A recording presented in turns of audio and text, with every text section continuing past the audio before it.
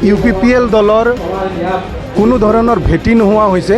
গতিকে তেওঁলোকে মিলি কি ধৰণৰ ষড়যন্ত্ৰ কৰি কিছুমান মন্তব্য ৰাখিছে, এইবিলাক মন্তব্যত আমি কাণ নিদিওঁ।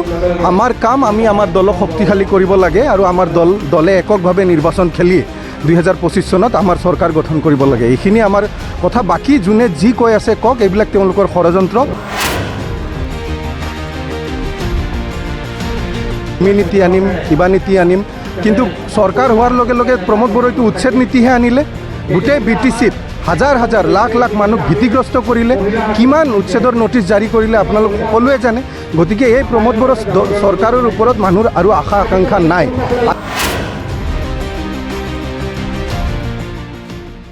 পোনপ্ৰথমেতো আজি ট্ৰাইনেল কনভেনশ্যন যোগে মুদৈবাৰী ব্লকৰ নতুন কমিটি গঠন কৰা হ'ল, এটা শক্তিশালী গঠন কৰা হৈছে।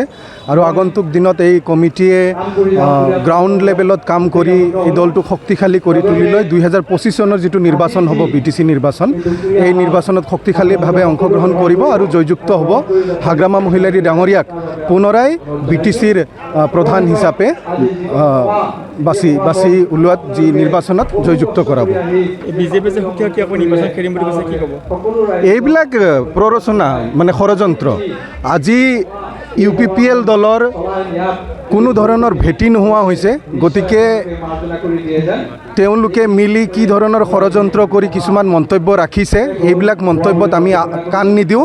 আমাৰ কাম, আমি আমাৰ দলক শক্তিশালী কৰিব লাগে আৰু আমাৰ দলে এককভাৱে নিৰ্বাচন খেলি 2025 চনত আমাৰ চৰকাৰ গঠন কৰিব লাগে। এইখিনি আমাৰ কথা। বাকী যোনে যি কৈ আছে কওক, এইবিলাক তেওঁলোকৰ ষড়যন্ত্ৰ। আজি প্ৰমোদ বড়ো ডাঙৰীয়াইতো কোনো মাত মাতা নাই, তেওঁলোকৰ একেলগে চৰকাৰ চলি আছে। গতিকে কোনে কি কৈছে এইবিলাক আমাৰ চিন্তনীয় বিষয় নহয়। আমাৰ দলৰ কৰ্মকৰ্তাই BPF দলক গ্ৰাউণ্ডত শক্তিশালী কৰাব আৰু নিৰ্বাচনত শক্তিশালীভাৱে অংশগ্ৰহণ কৰাত কাম কাজ কৰিব। দেখা গৈছে যে প্ৰমোদ বড়ো যি নিৰ্বাচনৰ প্ৰাক মুহূৰ্ত পাব বুলি কৈছে, কিন্তু এতিয়ালৈকে তেওঁ কাৰ্যকৰী হোৱা দেখা নাই। তেওঁলোকেতো বহুত লম্ফজম্ফ মাৰিলে। নিৰ্বাচনৰ আগত কৈছিল ভূমি নীতি আনিম, কিবা নীতি আনিম, কিন্তু চৰকাৰ হোৱাৰ লগে লগে প্ৰমোদ বড়োইটো উচ্ছেদ নীতিহে আনিলে। গোটেই BTCত হাজাৰ হাজাৰ লাখ লাখ মানুহ ভীতিগ্ৰস্ত কৰিলে, কিমান উচ্ছেদৰ নটিচ জাৰি কৰিলে আপোনালোক সকলোৱে জানে। গতিকে এই প্ৰমোদ বড়ো চৰকাৰৰ ওপৰত মানুহৰ আৰু আশা আকাংক্ষা নাই। আৰু ভূমি সম্পৰ্কেতো কোনো ধৰণৰ বিশ্বাসযোগ্যতা নাই, কাৰণ যি 7.2 দফা আছে, এই দফাত লিখা আছে যে BTC অঞ্চলৰ চৰকাৰী আৰু খাছ মাটিৰ পৰা উচ্ছেদ চলোৱা হ'ব, আৰু সেই অনুযায়ী প্ৰমোদ বড়ো ডাঙৰীয়াই উচ্ছেদৰ নটিচ জাৰি কৰিছিল। গতিকে ইয়াতে আৰু ক'ব লগা নাই, প্ৰমোদ বড়ো ডাঙৰীয়াই ভূমি নীতি আনিব নোৱাৰে, বৰং তেওঁ উচ্ছেদহে চলাব। যদি তেওঁ যদি চৰকাৰ বা শাসন ক্ষমতাত আহে, এতিয়া নিৰ্বাচন আহি আছে, MP নিৰ্বাচন গুচি গ'ল কাৰণে তেওঁলোকৰ উচ্ছেদ অভিযানবিলাক বন্ধ হৈ আছে। কিন্তু চাব, অতি সোনকালে তেওঁলোকে আকৌ পুনৰাই উচ্ছেদৰ অভিযান আৰম্ভ কৰিব। হাগ্ৰামা মহিলাৰী ডাঙৰীয়া BTC চুক্তিৰ যিটো আধাৰ 4.3 যিটো দফা, সেই দফা অনুসৰি স্পষ্টভাৱে মেনশ্যন কৰা আছে যে 2005 বা 2003 চুক্তিৰ আগত যিসকল ব্যক্তি ইয়াতে আছে, ভোটাৰ লিষ্টত 2005ত যিসকলৰ নাম আছে, এইসকলে প্ৰত্যেকেই ভূমিৰ অধিকাৰ পোৱাৰ যোগ্য। আৰু আমাৰ বিশেষভাৱে এইবাৰ CWCত সিদ্ধান্ত লোৱা হৈছে যে যিমানেই মানুহ নাথাকক BTCৰ 2005ৰ ভোটাৰ লিষ্টত নাম থকা মানুহে ইয়াতে তৌজিতে মাটিতে থাকক বা যি মাটিতে থাকক, তেওঁলোকে পাট্টা পাব। আৰু তাৰ কাৰণে আমাৰ এটা ছাৰ্ভেও এতিয়া চলোৱা হ'ব। অতি শীঘ্ৰে এই ছাৰ্ভে চলাই প্ৰতিজন ব্যক্তিক ভূমিৰ পাট্টা প্ৰদান কৰা হ'ব বুলি আমাৰ দলৰ সিদ্ধান্ত লোৱা হৈছে। আপুনি কি ক'ব? প্ৰমোদ বড়ো ডাঙৰীয়াই বিচাৰি আছিল হাতী, পালে এন্দুৰ। কি প্ৰমোদ বড়ো ডাঙৰীয়াৰ শ্লোগান কি আছিল? ডিভাইড আছাম 50-50, কিন্তু পালে কেইখন গাঁও? 16খন গাঁও। তাৰমানে ইমান গোটেই আন্দোলনটো কি 16খন গাঁও অন্তৰ্ভুক্ত কৰাৰে আন্দোলন আছিল নেকি? সেইকাৰণে মই ভাবোঁ তেওঁলোকে বিচাৰি আছিল হাতী, পালে এন্দুৰ। এই এন্দুৰ লৈ তেওঁলোকে নিৰ্বাচনত কোনো ধৰণৰ প্ৰচাৰ চলাব নোৱাৰে। প্ৰমোদ বড়ো ডাঙৰীয়াৰ মুখ বন্ধ।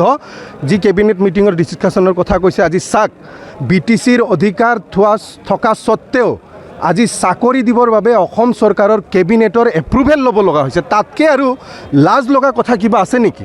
BTCততো চব ডিপাৰ্টমেণ্ট ট্ৰেন্সফাৰ কৰা হৈছিল।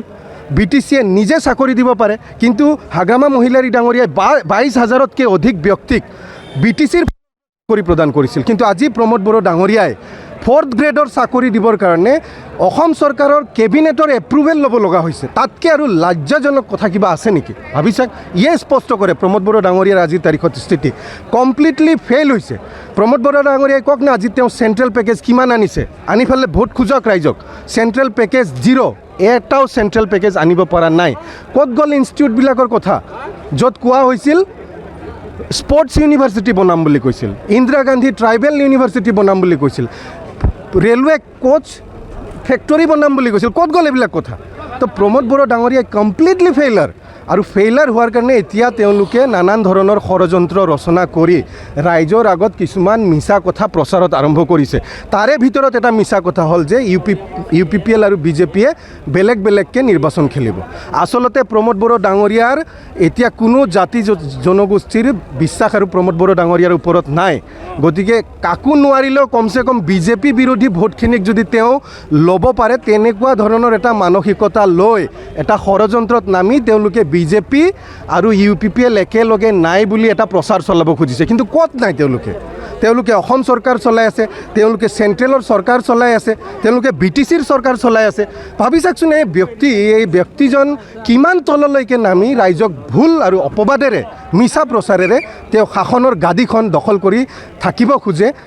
আপোনালোকে এই উদাহৰণখিনি চালে আপোনালোকে বুজি পাব।